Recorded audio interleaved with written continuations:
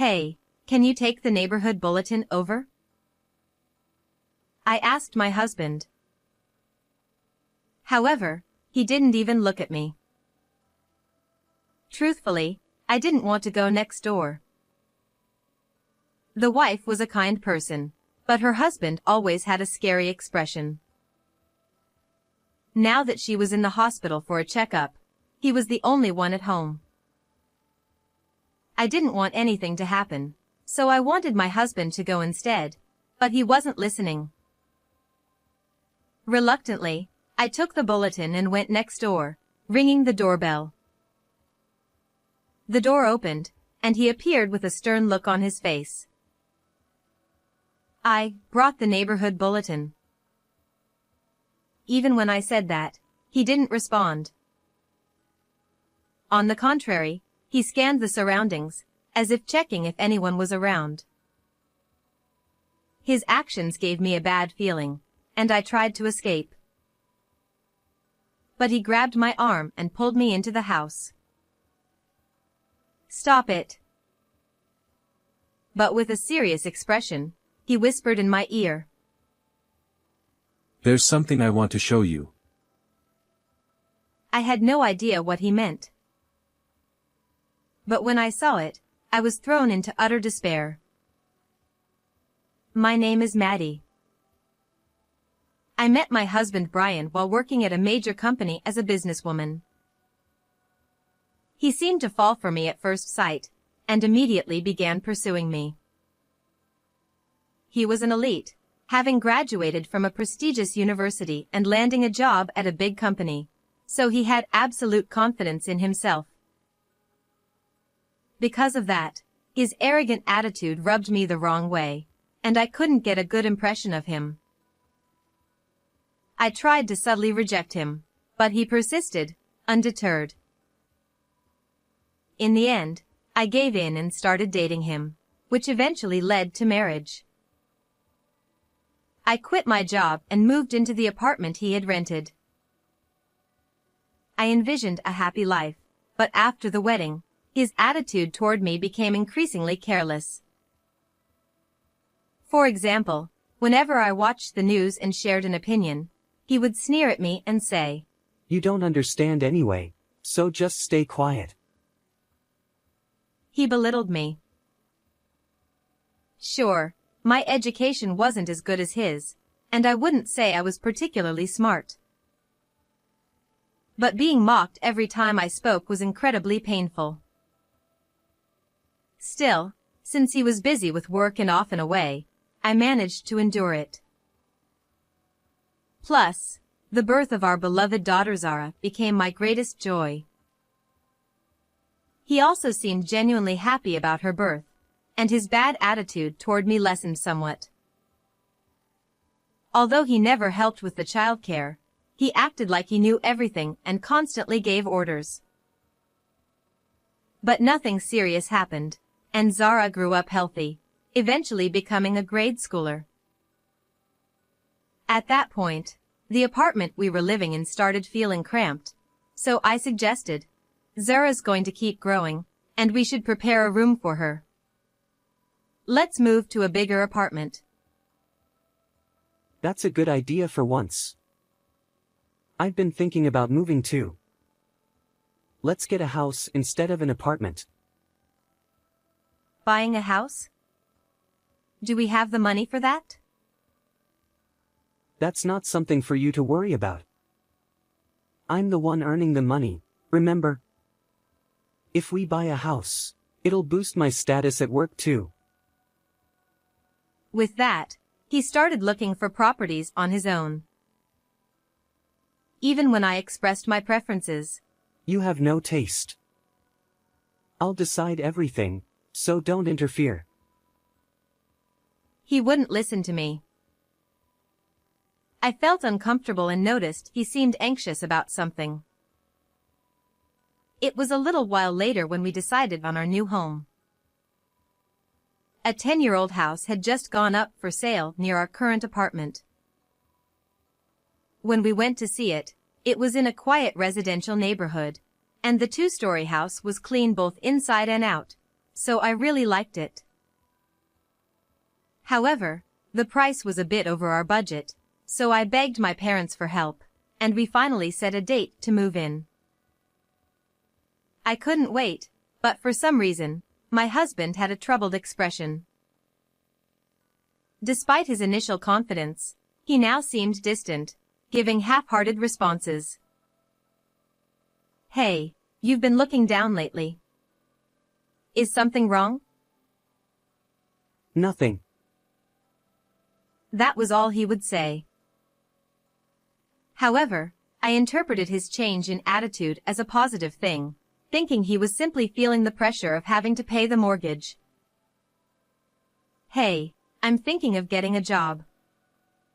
Zara doesn't need as much attention anymore." Sure, why not? Hoping to relieve some of his pressure, I started working part-time.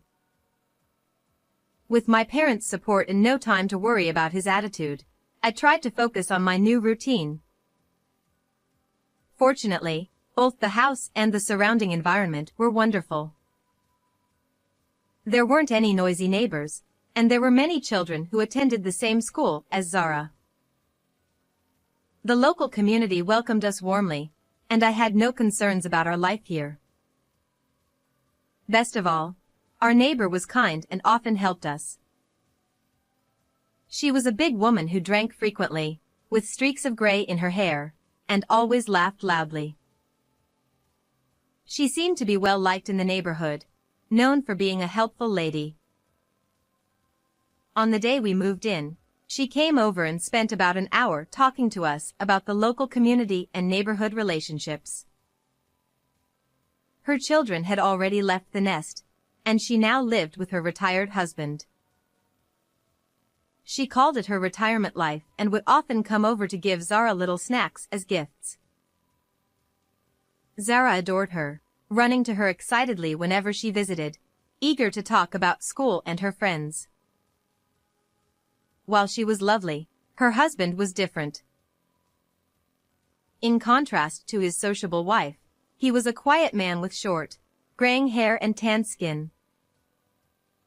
His brow was always furrowed deeply, and his mouth set in a straight line. He had the appearance of an old-fashioned, stubborn father, and when I greeted him, he barely responded, often glaring silently. He was small in stature but had an overwhelming presence that even the other neighbors seemed to avoid. According to his wife, he used to work in construction and now enjoyed gardening in his retirement. She laughed heartily, saying he was just shy, but I couldn't shake my discomfort around him. My husband felt the same way. One day, he came home complaining. "Hey, what's with that guy next door?" "What happened?" "Nothing. But he keeps glaring at me from a distance. It's creepy. I don't want to get involved with people like him. You shouldn't get too close either." Sure, he was scary, but his wife was genuinely kind.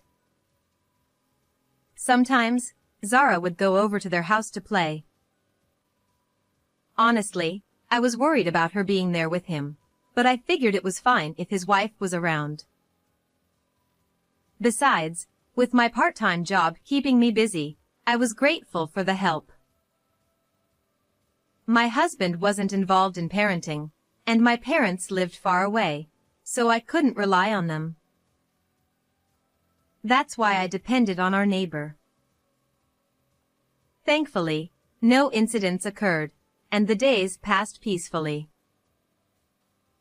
But little changes began to emerge in our lives. One day, after coming home late from work, I found the house empty. After waiting a while, Zara came home looking guilty. "Hey, Zara, you've been coming home late recently. What have you been doing?" "Nothing. I've just been at a friend's house." She avoided eye contact. In the past, she would come straight home from school, eager to tell me all about her day. Her change in behavior planted a seed of unease in my heart. What's more, she had been going over to the neighbors even when the wife wasn't there, meaning she was spending time alone with him. Worried, I tried to warn her, but she wouldn't listen and started avoiding me. She also became strangely reluctant to change her clothes in front of me, quickly dressing in secret. It wasn't just Zara who had changed. My husband also started coming home unusually early. His mood and behavior, which had been off during the move, seemed to be getting worse. As soon as he got home, he would flop onto the couch, staring at his phone.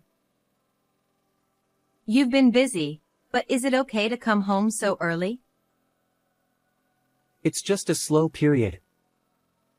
What, do you not want me around? Even though he was home, he didn't help with anything. His constant bad mood made it suffocating to be around him. Zara seemed scared of him, avoiding being in the same room and retreating to her own. Worried, I approached my husband about Zara's behavior. "Hey, Zara's been acting strange lately. Do you know anything?" How should I know? You deal with it. "Can't you talk to her?" Stop nagging. He completely brushed me off and, looking annoyed, shut himself in his room. This exchange became a common occurrence. Each time, my husband would either lock himself in his room or leave the house. It seems that Zara is avoiding Brian as well, spending time either in her room or at Julie's house. As a result, when I return home from my part-time job, I eat dinner alone in an empty living room. We bought this house to make life easier for everyone, yet I realize now that our family is falling apart.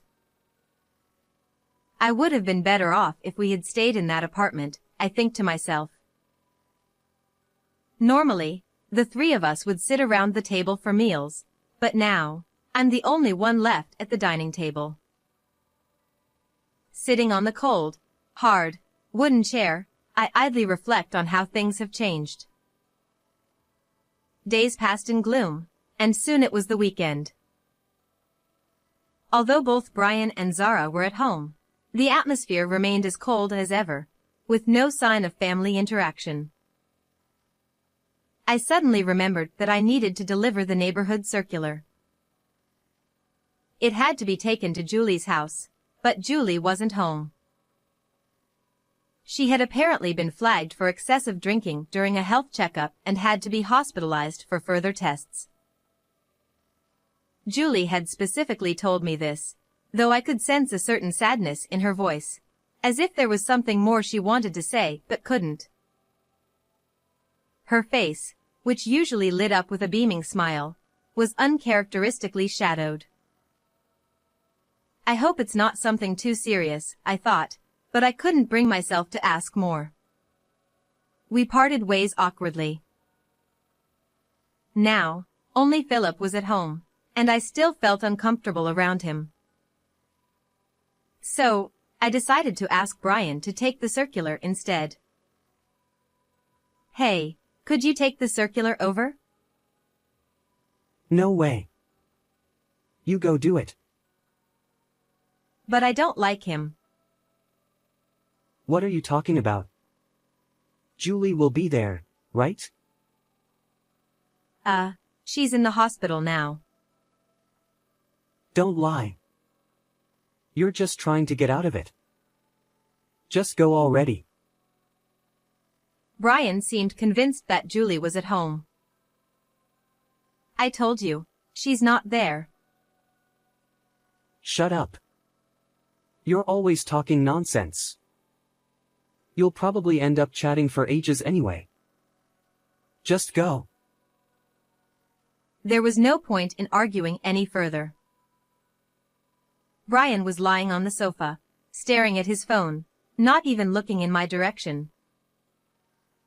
Realizing it was a waste of time, I decided to take the circular myself.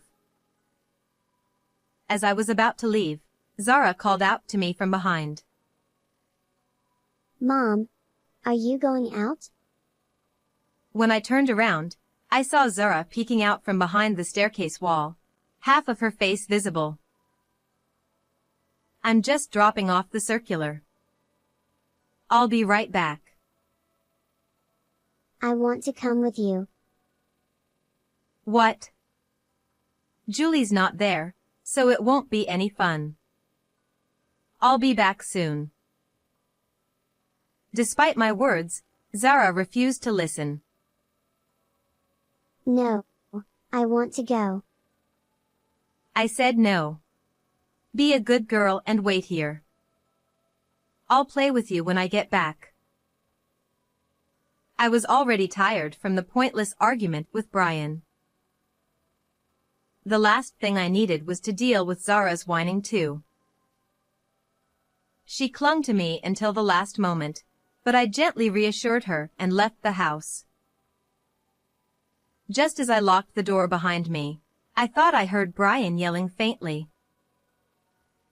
But since he's not one to raise his voice, I shrugged it off and headed next door. I took a deep breath and rang the doorbell. After a moment, Philip appeared, looking as sour as ever. I brought the circular. I handed it over, but Philip didn't reach for it. He just glared at me in silence, then leaned out slightly, scanning the area around the house. There was no one in sight. His strange behavior made me even more uneasy. Is something wrong? I was trying to hand the circular over quickly and leave, but suddenly, Philip grabbed my arm. What are you doing? I was so scared that my voice came out in a whisper. Philip ignored my words and, with incredible strength, began dragging me inside the house. I struggled with all my might, but I was no match for his strength. I was helplessly pulled into the entryway. Please, stop. My body trembled with fear, but it seemed like Philip was focused on something else. Be quiet. Come with me. Philip spoke in a low voice, dragging me by the arm, still wearing his shoes, to the back door. He led me outside and around to the yard. There was a block wall and a hedge between my house and Philip's, making it impossible to see either house from the other. I had no idea why Philip was doing this, but I had no choice but to follow. Philip stopped in front of a small hole in the hedge, just big enough for a child to fit through. He stuck his head through the hole, as if checking something. Then, he pulled back and looked at me. Look through here. I had no idea what was going on, but I did as I was told and peered through the hole. I could see my house's yard and even part of the living room through the open curtains.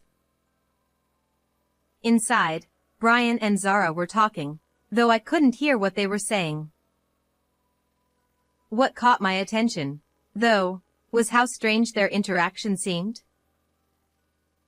Brian was talking to Zara, but since his back was to me, I couldn't see his face. Zara, however, had a look of pure fear on her face. Suddenly, Brian grabbed Zara's shoulder and pushed her. What? I whispered to myself. But that wasn't the end of it. Brian raised his hand and struck Zara, who was lying on the floor crying. Zara's face was red with tears as she tried to crawl away, but Brian grabbed her clothes and hit her again. I couldn't believe what I was seeing. Brian had never been a great husband, but he had never once raised his hand against Zara before. I stood there, frozen, unable to speak, my hand covering my mouth. I wanted you to see this. You wouldn't believe me if I just told you. Startled by Philip's words, I looked up at him. His face was twisted in fury as he glared at Brian through the hedge, veins bulging at his temples.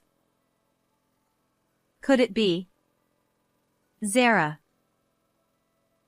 Overwhelmed with concern for Zara, I left Philip behind and rushed back to the house. As soon as I opened the door, I heard Brian shouting. Go ahead, tell your mom. See what happens. At the same time, I heard Zara sobbing. I ran to the living room without even taking off my shoes. There, I saw Zara lying on the floor, with Brian towering over her. I rushed to Zara and cradled her small body in my arms. Oh, you're back. Brian seemed surprised to see me home. I glared at him with all the anger I could muster. What the hell is going on here? But Brian showed no sign of remorse and just shrugged. What? It's discipline. Zara was misbehaving. I looked down at Zara's face. Tears streamed down her cheeks as she shook her head. That was all the confirmation I needed. Zara, go to Philip's house. I'll be fine. Zara ran out of the house. What? I'm the bad guy here. It's your bad parenting that made her like this. You've never even helped with raising her, so how can you say that? My words seemed to hit a nerve. Shut up. You think you can talk to me like that when you're nothing? I'm sick of being treated like a fool by everyone. Brian charged at me, and in my fear, I ducked down. Brian tripped on the carpet and fell towards me, our foreheads colliding with a loud thud. Ouch! What the hell are you doing? Brian shoved me away while holding his forehead. I stumbled, overwhelmed by the sudden impact, and collapsed onto the floor. Brian's face turned red, his eyes bloodshot, and he glared at me while breathing heavily through his shoulders. I won't forgive you anymore. Muttering those words, he lifted a wooden chair and aimed it at my head. Dizzy, I couldn't get up or escape. This is it, I thought, resigning myself to my fate, and squeezed my eyes shut tightly. My only wish was for Zara to be safe. But at that moment, the front door burst open, and a thunderous voice echoed through the house. Surprised, I opened my eyes to see that Brian, too, was taken aback. In an instant, the living room door swung open, and there stood Philip. Who the hell are you? How dare you barge in here? Shut up. Do you even realize what you're doing? You should be ashamed of yourself. Without hesitation, Philip charged at Brian. Don't you dare lecture me, you lowlife. Brian roared angrily and hurled the chair with all his strength at Philip. It struck Philip square in the face. He recoiled for a moment, but unfazed, he lunged at Brian, grabbing hold of him. Stop it. Let go of me. Brian struggled desperately, trying to wriggle free from Philip's grasp, but he couldn't budge. Philip hoisted Brian into the air and slammed him down hard onto the floor. He then pinned Brian down, twisting his arm behind his back. It hurts. Stop, please. Brian screamed in agony, trying to escape, but Philip had him locked in a hold, unable to move. Maddie, call the police now. A large bruise had formed on Philip's forehead where the chair had hit him. My dizziness had subsided a bit, so I stood up and immediately dialed the police. Even as we waited for them to arrive, Philip didn't release Brian. 10 minutes later, the police arrived, and Brian was taken into custody. Philip and I, both injured, were taken to the hospital by ambulance as a precaution. Zara, who had escaped to the neighbor's house, was left in the care of a nearby mom friend. While on the way to the hospital, Philip explained the situation. Zara had confided in Philip and Julie about Brian's violence about a month ago. At first, neither of them believed her. They knew us well and couldn't imagine domestic violence in our home. They assumed Zara was sulking after being scolded by her parents. But one day, while Philip was tending to his garden, he happened to witness Brian's abuse through the hedge. That was when they finally realized Zara was telling the truth. However, Zara seemed afraid of Brian finding out that his violence had been exposed to me. When they pressed her for more details, Zara revealed that Brian had threatened her, saying he would do even worse things to me if she told me. Philip and Julie were torn. They considered going to the police but weren't sure if outsiders' words would be taken seriously. Besides, if the police came to our house, Brian would likely lie his way out of trouble. If that happened, they feared Brian's violence towards Zara would escalate.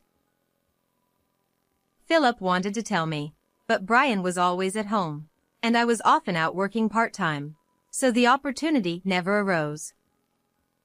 Time passed, and both Philip and Julie grew increasingly frustrated and anxious. Today, they finally got the chance they had been waiting for. Philip was prepared to risk his own life to protect us if necessary. I should have acted sooner. I'm truly sorry. After finishing his explanation, Philip bowed deeply in apology. Please, you don't have to apologize so much. I'm just as guilty for not noticing what was going on. I felt disgusted with myself for being so oblivious. In hindsight, Zara had been giving me signs all along. Even Julie had subtly tried to warn me. But I ignored it all and went on living my carefree life. I'm more sorry for causing you injury. I hope it's not serious. Oh, this? It's nothing. I dealt with worse when I was younger. He smiled as he said this, and for the first time, I saw a different side of him. My impression of Philip changed significantly in that moment. While we were being examined at the hospital, Julie arrived. I heard what happened. It sounds awful. Poor thing. Julie had been in the hospital for a routine checkup and, upon hearing from the nurses that Philip had arrived, rushed over. Thank you so much for protecting Zara, I said. Julie shook her head sadly. No, we couldn't do anything. If we were younger, we would have been able to act sooner. Getting old really stinks. When I told her about Philip dragging me into the house, Julie laughed loudly. Oh, I'm sorry. That man is so bad with words. He still tries to act cool, even at his age. He must have scared you. I'm so sorry. Hearing Julie's hearty laugh made all the fatigue of the day melt away. Luckily, our injuries weren't serious. However, as the police investigation began, Zara underwent an examination at the hospital. It turned out that she had numerous bruises hidden under her clothes, evidence of the continuous abuse she had endured. Brian was arrested, and I was questioned as a possible accomplice. But thanks to testimonies from Julie and others, my innocence was quickly proven. As the police dug deeper into Brian's life, more of his secrets came to light. It turned out that Brian had quit his job long ago, around the time we decided to buy our house. His abrasive personality had caused him to become increasingly isolated at work. Having never faced failure before, Brian refused to admit his faults. When he was accused of mistreating a junior employee, it escalated into a major scandal within the company. Fearing that the issue would become public, the company tried to resolve it by transferring Brian to a remote location. But his pride wouldn't allow him to accept the demotion, and he refused. Angered, the higher-ups fired him.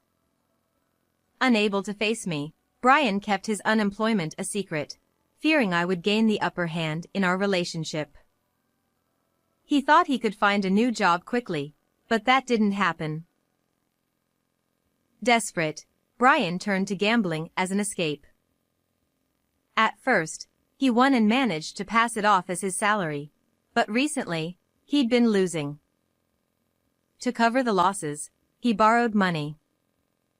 Having hit rock bottom, Brian took out his frustrations on Zara. I was overwhelmed with shame. If only he had confided in me sooner, we might have found a solution. But it was too late. Brian went to prison, and I divorced him. His parents apologized to me and took on his debts, paying me alimony as well. For now, I'll be able to get by financially, with support from my own parents as well. At first, Zara seemed shocked, but thanks to the people around her, she soon started smiling again. I considered moving, but Zara didn't want to leave. She said that staying here meant having Julie and Philip close by, and her school friends lived nearby too. So, we stayed. Julie is still in good health, and she dotes on Zara like her own grandchild. Since that day, Philip has also started greeting me with a warm smile. At one point, I didn't know how things would turn out, but everything is now resolved. I'm grateful to the people around us and living a peaceful life. How was today's story? Please don't forget to subscribe to the channel. See you in the next video.